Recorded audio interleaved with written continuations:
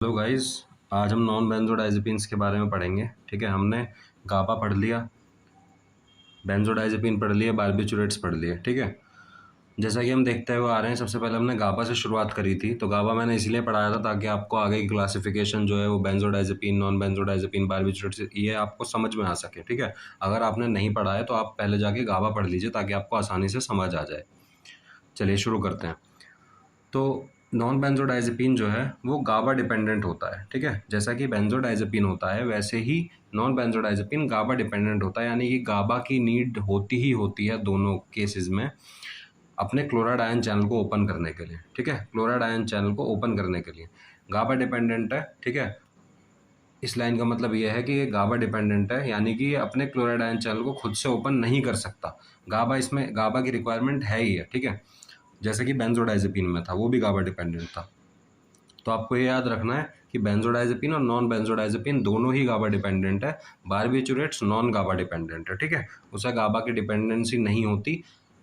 Higher doses पे वो ऐसे एक्ट करता है कि वो अपने चैनल्स को, अपने क्लोराइड आयन चैनल को खुद ही ओपन कर सकता है।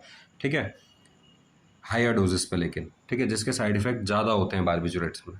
चलिए, GABA should be present for their effect. GABA non बेंजोडा प्रेजेंट होना चाहिए नॉन बेंजोडाइजेपिन के इफेक्ट के लिए। ठीक है, उसके असर के लिए गाबा प्रेजेंट वहाँ पे जरूर होना ही चाहिए। चलिए अब और आगे देखते हैं। तो नॉन बेंजोडाइजेपिन्स को और क्या कहते हैं? CNS depressant. ये क्या होते हैं? सीएनएस डिप्रेसेंट होते हैं। दूसरा, इनको जेड ड्रग्स भी कहा जाता है। जेड ड्रग्स इन्हें इसलिए कहा जाता है क्योंकि इनके जो ड्रग्स के बेसिकली नाम होते हैं वो जेड से शुरुआत होते हैं ज़्यादातर। ठीक है, इसमें खास पॉइंट क्या है नॉन बेंजोडाइजेपिन में कि ये इनसोमनिया पेशेंट्स के लिए, यानी कि जिनको नींद कम आ रही है उन पेशेंट्स के लिए यूज़ किया जाता है, ना कि एंजाइटी के लिए।